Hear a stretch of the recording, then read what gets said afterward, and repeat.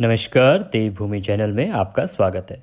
आज के इस वीडियो में हम बात करेंगे देवउठनी एकादशी की, देवोत्थान एकादशी की, जिस दिन तुलसी विवाह भी किया जाता है और भीष्म पंचक भी आरंभ होते हैं। इस वीडियो में आप जानेंगे कि इसकी पूजा विधि क्या है, किस प्रकार से देवउठनी की पूजा करनी चाहिए, व्रत किस प्रकार से करना चाहिए। उसके बाद हम कथा सुनेंगे, देवउठनी एकादशी की जो कथा है। उसके बाद हम आपको बताएंगे कि देवउठनी एकादशी है कब, शुभ मुहूर्त क्या है और इसका पारण कब होगा, किस प्रकार से किया जाएगा। ये बहुत ही महत्वपूर्ण जानकारियां हैं क्योंकि देवउठनी हमारे हिंदू समाज में बहुत ही महत्वपूर्ण एकादशी है।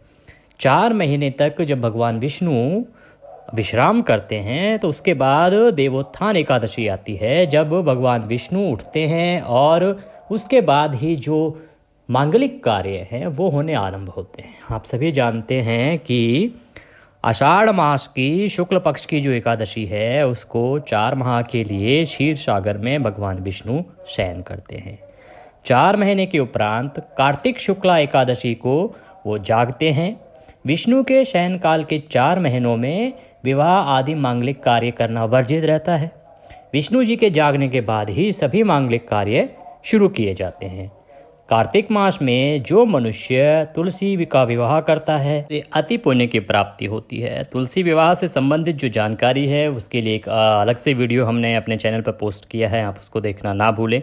लेकिन हाँ, इस दिन तुलसी विवाह का बहुत अधिक महत्व है और कार्तिक मास में आप सभी जानते हैं कि हर एक तिथि बहुत महत्वपूर्ण है। सब मासों में सर्वोत्तम कार्तिक मास है, उसमें जितनी भी तिथियाँ हैं उनका बहुत महत्व है। इस दिन तुलसी विवाह है और तुलसी विवाह का बहुत अधिक महत्व है। इसमें अवश्य रूप से आपको शामिल होना चाहिए। अगर खुद करवा सकते हैं तो खुद करवाएं, अन्यथा जो कोई करवा रहा है तो उसमें अपना योगदान अवश्य दें। इसके साथ दीपदान, तुलसी दीपदान, आंवला दीपदान, इन सब का बहुत महत्व है। आंवला दीपदान जो है वो आप आखिरी के 5 दिन कर सकते हैं, सर्वोत्तम होता है 30 दिन करें। अगर 30 दिन आप नहीं कर पाए हैं तो आखिरी के 5 दिन जो कि एकादशी से ही आरंभ होगा, देवोत्थान एकादशी से आरंभ होगा और पूर्णमासी तक आपको 5 दिन करना है। ये 5 दिन का फल इतना अधिक होगा जो 1 महीने के बराबर आपको मिलेगा। आंवला दीपदान आप करें। आंवला दीपदान की अगर हम विधि जानना चाहते हैं तो हमने अभी अपना वीडियो एक पोस्ट किया है, उसमें आप जाके देख सकते हैं चैनल पे जाके कि आंवले का दीपदान किस प्रकार से किया जाता है, तुलसी दीपदान किस प्रकार से किया जाता है और दीपक कहाँ कहाँ रखने चाहिए दीपदान में, ये सब जानकारियाँ हमने उसमें आपको दी है। तो ये जो महत्वपूर्ण चीज़ें हैं इनको आपको ध्यान रखना चाहिए और कार्तिक मास में जो पुण्य मिलता है उसको अवश्य ही आपको ग्रहण करना चाहिए। इसके अलावा कार्तिक मास महात्म्य में भी हमारे द्वारा आपके लिए सुनाया जा रहा है। आप सभी लोग हमारे चैनल पर हर एक महात्म्य सुन सकते हैं और कार्तिक मास महात्म्य का हर एक अध्याय हमारे चैनल पर उपलब्ध है। अब बात करते हैं कि देवउठनी एकादशी की पूजा किस प्रकार से करेंगे। देखिए, देवउठनी एकादशी को देव उठाए जाते हैं शाम को, उनकी अलग से पूजा होती है जिसमें कि बहुत सारी सामग्री लगती है। उसके लिए हमने अलग से वीडियो डाला है। जो सुबह देवउठनी का जो व्रत करते हैं उसके लिए हम बात करते हैं। तो सुबह आप ब्रह्म मुहूर्त में उठने की कोशिश करें। ब्रह्म मुहूर्त में नहीं उठ रहे हैं तो आप सूर्योदय से पहले तो उठ जाए एटलीस्ट। उसके बाद उठकर स्नान आदि करके स्वच्छ वस्त्र धारण करके आपका जो मंदिर है वहाँ पर बैठे, उसकी साफ़ सफाई करें। एक पट्टा या चौकी लें, उस पर भगवान श्रीहरि की एक प्रतिमा या फिर तस्वीर स्थापित करें। पट्टे पर या चौकी पर पीला वस्त्र अगर आपके पास हो तो वो बिछा लें। उसके बाद उस पर भगवान श्रीहरि की प्रतिमा स्थापित करें या आपके पास तस्वीर है तो तस्वीर रखें। भगवान को स्नान कराएं। गणपति आपके मंदिर में है तो गणपति को भी रखें, माँ लक्ष्मी को भी रखें, उनको स्नान कराएं। स्नान कराने के लिए क्या होगा, एक लोटा लेंगे। लोटा आपके यहाँ उपलब्ध नहीं है, ग्लास ले सकते हैं आप। उसमें स्वच्छ वाटर, जो शुद्ध पानी होता है, उसके अंदर थोड़ा सा गंगा जल डाल लीजिए और उसके बाद शुद्ध्योदक स्नानम जिसे हम कहते हैं वो आप करवाएंगे। सांकेतिक स्नान होगा। इससे आपको उंगलियों से कुछ छींटे तस्वीरों पे या जो प्रतिमाएं हैं उस पर मारना है। उसके बाद साफ़ कपड़े से उसको पोंछ दीजिए। फिर भगवान को तिलक लगाइए। तिलक लगाने के बाद आप वस्त्र के रूप में मौली अर्पित कीजिए। काला हुआ धागा जो होता है आप वो छोटे छोटे टुकड़े तोड़ लीजिए। भगवान विष्णु, गणेश जी, माँ लक्ष्मी, इनको मौली अर्पित करेंगे। मौली अर्पित करने के बाद आप पुष्प अर्पित करेंगे।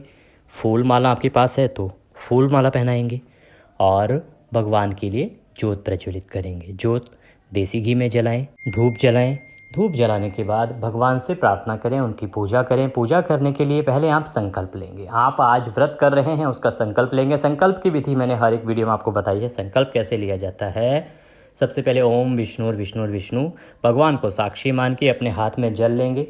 जल लेने के बाद उसमें थोड़े पुष्प या अक्षत डाल सकते हैं और उसके बाद आप संकल्प करेंगे। संकल्प में भगवान विष्णु को बोलेंगे अपना नाम, अपना गोत्र और जिस स्थान पर आप हैं कि प्रभु मैं अपना गोत्र लेके और जिस मकसद से जिस उद्देश्य से आप ये व्रत कर रहे हैं वो दोहराएंगे कि इस उद्देश्य की पूर्ति के लिए मैं ये व्रत कर रहा हूँ या कर रही हूँ।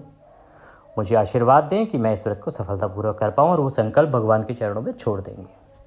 उसके बाद आप भगवान के श्री हरि के मंत्र का जाप कर सकते हैं। भगवान श्री हरि की एकादशी का कथा सुनेंगे। कथा हम आपको इसी वीडियो में अभी आगे भी सुनाने वाले हैं।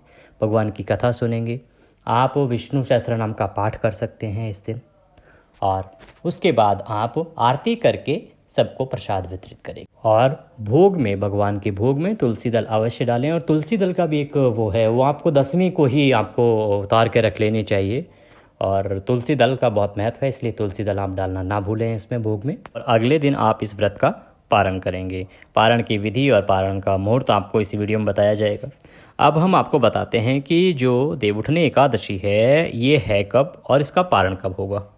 तो देवउठनी जो एकादशी है ये 2023 में आरंभ हो रही है 22 नवंबर को सुबह 11:03 से और यह समाप्त होगी 23 नवंबर को 9:01 पर, क्योंकि हमारे हिंदू पंचांग के अनुसार सूर्य उदय के अनुसार उदया तिथि में जो व्रत किया जाता है, इसीलिए उदया तिथि महत्व को जानते हुए ये 23 नवंबर को मनाई जाएगी। 23 नवंबर को रखा जाएगा और भगवान श्री हरि की पूजा की जाएगी।